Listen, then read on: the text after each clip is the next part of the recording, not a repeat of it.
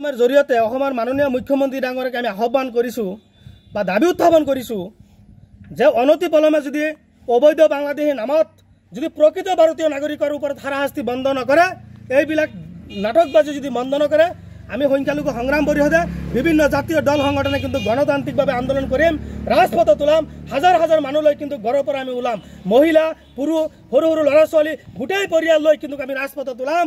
পিছত যদি আইন শৃংখলা অৱনতি ঘটে ইয়াৰ দায় হ'ব মুখ্যমন্ত্ৰী ডাঙৰীয়াই। মুখ্যমন্ত্ৰী ডাঙৰীয়াই ভাবিব নালাগে, অসম আৰক্ষীয়েও ভাবিব নালাগে আমি সংখ্যালঘু হ'ব পাৰোঁ, আমি কিন্তু বোবা নহয়, আমি একেবাৰে বুৰ্বক নহয় যে তেওঁলোকে আমাৰ ওপৰত যেটো কৰিব সেইটোৱে আমাৰ মুছলমান মানুহে মানি ল'ব। আমাৰ যেটো মৌলিক অধিকাৰ, আমাক গণতন্ত্ৰই যেটো দিছে আমাৰ অধিকাৰ, সেই অধিকাৰ হিচাপে কিন্তু আমি গণতান্ত্ৰিক অধিকাৰ আমি কাঢ়ি লৈ যোৱাৰ ক্ষেত্ৰত যদি আমি শ্বহীদ হৈ যাব লাগে, আমাৰ তেজ দিব লাগে, আমাৰ এই মানুহখিনিক বচাব লাগে, কিন্তু আমি বচাম। আৰু এটা কথা কৈছোঁ যে অবৈধ বাংলাদেশীৰ পক্ষে আমি কোনো পধ্যেই নহয়। অবৈধ বাংলাদেশী ইয়াৰ পৰা বিতৰণ কৰক, আইনী ব্যৱস্থা কৰক, আমাৰ কোনো বাধা নাই, পূৰ্ণ সহযোগ আমি সংগ্ৰাম পৰিষদক কৰিম। কিন্তু অবৈধ বাংলাদেশী নামত স্বদেশীয় মানুহ যিসকলৰ বিভিন্ন ধৰণৰ নথি পত্ৰ থকা সত্ত্বেও তেওঁলোকৰ NRC আছে, বিভিন্ন ধৰণৰ কাগজ পাতি আছে, ভাৰত স্বাধীন হোৱাৰ আগত ইয়াত জন্মগ্ৰহণ কৰা ব্যক্তি, তেওঁলোকৰ ওপৰত যদি কোনো ধৰণৰ অত্যাচাৰ হয় আমি কোনো পধ্যেই সহ্য নকৰিম। আৰু কাইলৈৰ পৰা যদি এনেকুৱা পৰিৱেশ সৃষ্টি হয়, ৰাতি আন্ধাৰৰ মাজত যদি সাধাৰণ মানুহখিনি উঠাই লৈ পেলাই যদি এনেকৈ হাৰাশাস্তি কৰে আৰু শৃংখল চলিয়াৰ নামৰ ব্যক্তিজনে পুনৰ উত্তপ্ত পৰিস্থিতি সৃষ্টি কৰে, তেনেহ'লে কিন্তু আমি কাইলৈৰ পৰা সমগ্ৰ অসমত ৰাজ্যজুৰি কিন্তু গণতান্ত্ৰিকভাৱে আন্দোলন গঢ়ি তুলিবলৈ আমি ইতিমধ্যে সিদ্ধান্ত গ্ৰহণ কৰিম। আচলতে অবৈধ বাংলাদেশীৰ বিৰুদ্ধে যদি অভিযান চলাই তাত আমাৰ সমৰ্থন থাকিব। আৰু পূৰ্বৰ পৰাই আমি বিভিন্ন জাতীয় দল সংগঠনে আমি অবৈধ বাংলাদেশী বিতৰণ কৰাৰ ক্ষেত্ৰত আমি চৰকাৰক দাবী জনাই আহিছোঁ। কিন্তু আচলতে ইমান দিনৰ ভিতৰত কিমানজন অবৈধ বাংলাদেশী চৰকাৰে বাংলাদেশত দিব পাৰিছে এইটো এটা প্ৰশ্ন, ৰাজহুৱা কৰিব পৰা নাই। কিন্তু এতিয়া দেখা গৈছে অবৈধ বাংলাদেশী নামত স্বদেশীয় যিসকল বৈধ ভাৰতীয় প্ৰকৃত নাগৰিক আছে, আমাৰ অসমৰ খাটি খোৱা পূৰ্বত মানে ভাৰত স্বাধীন হোৱাৰ আগতে জন্মগ্ৰহণ কৰা এই দেশৰে নাগৰিক, তেওঁলোকৰ ওপৰত যিটো বিভিন্ন ধৰণৰ নথি পত্ৰ থকা সত্ত্বেও তেওঁলোকৰ ওপৰত যিটো শাৰীৰিক মানসিকভাৱে অত্যাচাৰ কৰি আৰক্ষীয়ে আটক কৰি আজি যি ধৰণৰ এটা পৰিৱেশ সৃষ্টি কৰিছে, এইটো আমি কোনোপধ্যে সমৰ্থন নকৰোঁ। আমি অবৈধ বাংলাদেশীৰ নামত অভিযান যোনেই চলাক আমাৰ কোনো আপত্তি নাই, কিন্তু অবৈধ বাংলাদেশী নামত যেতিয়া ভাৰতৰ প্ৰকৃত নাগৰিকৰ ওপৰত হাৰাশাস্তি কৰিব, এইটো যিটো ধৰ্মৰে নহওক, কিন্তু সেইটোত আমাৰ আপত্তি আছে। আৰু আমাৰ এটা সন্দেহ প্ৰকাশ হৈছে যে অসমত শান্তি সম্প্ৰীতি বিনষ্ট কৰাৰ কাৰণে উজনি অসমত বিশেষ কেইজন ব্যক্তিক এই চৰকাৰে দিছে, দায়িত্ব অৰ্পণ কৰিছে, যাৰ ফলত বিভিন্ন সময়ত বিভিন্ন ইছ্যু লৈ তেওঁলোকে উজনি নামনি কৰি থাকে, উজনিৰ মাজত দবদবাই থাকে। বিভিন্ন ক্ষেত্ৰত কেৱল মিয়া মুছলমান দাড়ি টুপিওলা দেখিলেই তেওঁলোকৰ ঘাট জ্বলি যায়, তেওঁলোকৰ নোম থিয় হৈ যায়। কাৰণটো কি? এই বস্তুটো আমি ধৰিব পৰা নাই। এই কেইদিনৰ ভিতৰত আপোনালোকে জানে যে অবৈধ বাংলাদেশী নামত স্বদেশীয় নাগৰিক যিসকলৰ বিভিন্ন ধৰণৰ নথি পত্ৰ আছে, তেওঁলোকক বিভিন্ন ক্ষেত্ৰত ৰাতি 12টা বজাত মাজনিশা তেওঁলোকক আটক কৰি আজি অজ্ঞাত স্থানত লৈ পেলাই আজি বাংলাদেশৰ সীমা পাৰ কৰিছে। যিসকল ব্যক্তিৰ ওপৰত বৰ্তমানেও আদালতত গোচৰ চলি আছে, আদালতে এতিয়ালৈকে ফাইনেল ডিচিশ্যন দিয়া নাই। তাৰ উপৰিও আৰক্ষীয়ে বিভিন্ন থানাত মাতি নি পেলাই ফাঁকি দি মাতি নি পেলাই আজি তেওঁলোকক এটা বিপদত পৰিচালনা কৰিছে।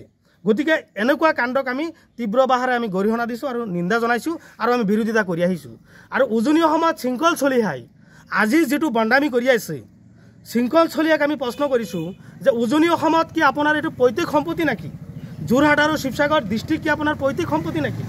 এইটো কি আমাৰ মিয়া বা মুছলমান মানুহৰ তাত কোনো অৱদান বা মুছলমান মানুহে তাত গৈ থাকিব নোৱাৰে নেকি? আজি অবৈধ বাংলাদেশী নামত আপোনালোকে কিবা কৰক, আমাৰ কোনো আপত্তি নাই। আৰু আৰক্ষী প্ৰশাসনে কি দায়িত্ব আপোনাক দিছে নেকি? দায়িত্বটো আপোনালোকক দিয়া নাই, চৰকাৰেতো আপোনাক দায়িত্ব দিয়া নাই। আৰু অবৈধ বাংলাদেশী চিনাক্ত কৰাৰ পিছত আৰু সেই অবৈধ বাংলাদেশী ব্যক্তিসকলক অসমৰ পৰা এই চৰকাৰে কি কৰে, বাংলাদেশত দিয়ে না ডিটেনশ্যন কেম্পত দিয়ে, এইটো সিদ্ধান্ত কৰিব চৰকাৰে। আইন আছে, দেশত আদালত আছে, আৰক্ষী আছে। আৰু ইয়াৰ উপৰিও শৃংখল চলিয়া যিটো বণ্ডামি কৰি আছে, কিবা কি আছিলে আজাদ চৌধুৰী যোৱাকালি বিভিন্ন ধৰণৰ নথি পত্ৰ দেখুওৱাৰ পিছতো আজি আজাদ চৌধুৰীৰ ওপৰত জঁপিয়াই পৰিছে, তেওঁক গ্ৰেপ্তাৰ কৰিব লাগে, তাৰ পৰা বুলডোজাৰ দি পেলাই ঘৰ বাৰী ভাঙি দিব লাগে। এইটো কেনেকুৱা কাণ্ড? এইটো অসমত কি চলি আছে? আজি উজনত তেওঁলোকে কৰিব, কাইলৈ আমি নগাঁও কৰিম, পৰহিদিন হেৰি কৰিব, নামনি অসমত কৰিব, তেনেকুৱা হ'ব জানো? আজি যোৰহাটত মুছলমান মানুহখিনি থকাৰ নৈতিক অধিকাৰ তেওঁলোকৰ নাই নেকি? আমাৰ নাই নেকি? অসমত কি মুছলমান মানুহৰ অৱদান নাই নেকি? বাহা আন্দোলনত কি আমাৰ মানুহ মৃত্যু হোৱা নাই নেকি? গতিকে শৃংখল চলীক আমি প্ৰশ্ন কৰিছোঁ যে অসমৰ শান্তি সম্প্ৰীতি বিনষ্ট নকৰিব, অন্যথাই আমি সাৱধান থাকি বহি থাকিম। কাৰণ 1971 চনৰ 25 মাৰ্চত আগমুহূৰ্তত থকা ব্যক্তিসকল সকলোৱে বৈধ ভাৰতীয় নাগৰিক। আজি সেই মানুহখিনিক টাৰ্গেট কৰি আজি অবৈধ বাংলাদেশী বিদেশী নামত আজি লোকেল মানুহখিনিক যদি আপোনালোকে হাৰাশাস্তি কৰে, যুগ যুগ বছৰ ধৰি ইয়াত জন্মগ্ৰহণ কৰিছে, বসবাস কৰিছে, বিভিন্ন ধৰণৰ কৰ্মৰ লগত সংস্থাপন হৈছে, আমি বিভিন্ন জাতি জনগোষ্ঠীৰ লগত আমি মিলা প্ৰীতিৰে বসবাস কৰি আহিছোঁ। তেনে ক্ষেত্ৰত শৃংখল চলিহা নামৰ এজন বণ্ডামী পাগল নেতাৰ নিচিনা মানুহ আজি এটা শান্তি সম্প্ৰীতি বিনষ্ট কৰিব বিচাৰিছে। আজাদ আলী চৌধুৰীক গ্ৰেপ্তাৰ কৰাৰ দাবী জনাইছে। হয়, আমিও যদি আজাদ আলী চৌধুৰীৰ বৈধ কোনো ধৰণৰ নথিপত্ৰ নাই বা 1971 চনৰ পিছত যদি কোনো ধৰণৰ ডকুমেণ্টছ আছে, তেওঁক গ্ৰেপ্তাৰ কৰক, আইনী ব্যৱস্থা কৰক। এইটো আৰক্ষী বাহন আছে, আদালত আছে, আৰু সেইটোৰ ওপৰত বাট নাচাই পেলাই আজি তেওঁলোকে জোৰ সমদল কৰিছে। তাৰমানে এইটো কি শক্তি দেখিব বিচাৰিছে? কাৰণটো কি? আমি 1 কোটিতকৈ অধিক জনসংখ্যা থকা মানুহখিনিক শৃংখল চলিয়া তেওঁৰ ধমকিত আমি বহি থাকিম নেকি? আমিওতো মানুহ, আমিতো বহি নাথাকোঁ নহয়। গতিকে আমি অসম চৰকাৰক আমি আহ্বান জনাইছোঁ, অসমৰ মাননীয় মুখ্যমন্ত্ৰী ডাঙৰীয়াক আমি আহ্বান জনাইছোঁ যে অসমৰ আইন শৃংখলাৰ দায়িত্ব আপুনি, গতিকে আইন শৃংখলা ৰক্ষা কৰাৰ দায়িত্ব আপোনাৰ। গতিকে শৃংখল চলিহা নামৰ এজন পাগলামী বণ্ডামী নেতাক আপুনি লেগাম নকাক আৰু আইনী ব্যৱস্থা গ্ৰহণ কৰক। যধে মধে মানুহ দেখি টুপি দাড়ি বা আপোনাৰ লংগি দেখিলেই তেওঁৰ গা জ্বলে, এনেকুৱা অৱস্থা যদি হয়, শৃংখল চলিয়া কিন্তু এইটো প্ৰতি উত্তৰ পাব।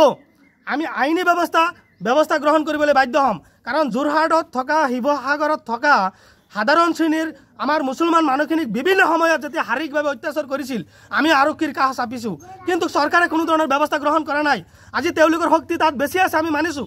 বেলেগ জেগাত তেওঁলোকে সংখ্যা লঘু হৈ আছে। আজি সেই মানুহখিনি যদি আজি আগুৱাই আহে, বিভিন্ন ধৰণৰ বাহাভংগী কয়, তেনে অসমৰ পৰিস্থিতি কি হ'ব? গতিকে অসমৰ শৃংখল চলিহা নামৰ ব্যক্তিজনৰ কাৰণে অসমত আইন শৃংখলা যদি অৱনতি ঘটে, তেন্তে ইয়াৰ দায়ী হ'ব চৰকাৰ, অসম আৰক্ষী। কাৰণ অসম আৰক্ষীয়ে বা অসম চৰকাৰে আমাৰ এটা সন্দেহ প্ৰকাশ হৈছে, শৃংখল চলিহা নামৰ পাগলামী ব্যক্তিজনক তেওঁলোকে দায়িত্ব গ্ৰহণ কৰিছে যে শিৱসাগৰ আৰু যোৰহাটৰ পৰা আইন শৃংখলা অৱনতি তোমালোকে ঘটোৱা। নহ'লে ইমান ক্ষমতা ক'ত পাইছে? শৃংখল চলিহা কোন? শৃংখল চলিহাৰ পৈতৃক সম্পত্তি নেকি শিৱসাগৰ? তেওঁ যিটো ক'ব সেইটো হ'ব। আমাৰ মুছলমান মানুহ তাত থাকিব নোৱাৰিব নেকি? মুছলমান মানুহ আমাৰ অসমৰ নাগৰিক নহয় নেকি? গতিকে 1971 চনৰ আগমুহূৰ্তত যিকোনো মানুহ বৈধ নাগৰিক। এই অসমৰ মানুহ এজন মানুহৰ ওপৰত যদি 1971 চনৰ আগমুহূৰ্তত এজন ব্যক্তিৰ ওপৰত যদি কোনো ধৰণৰ ব্যৱস্থা শৃংখল চলিহা লয় বা কোনো ধৰণৰ যদি অসুবিধা হয়, মনত ৰাখিব, আমি সংখ্যালঘু সংগ্ৰাম পৰিষদে, আমি অসমৰ সংখ্যালঘু জনতাই কিন্তু বহি নাথাকোঁ। ইয়াৰ প্ৰতি উত্তৰ কিন্তু শৃংখল চলিহাই পাব। আৰু ইয়াত যদি কোনো আইন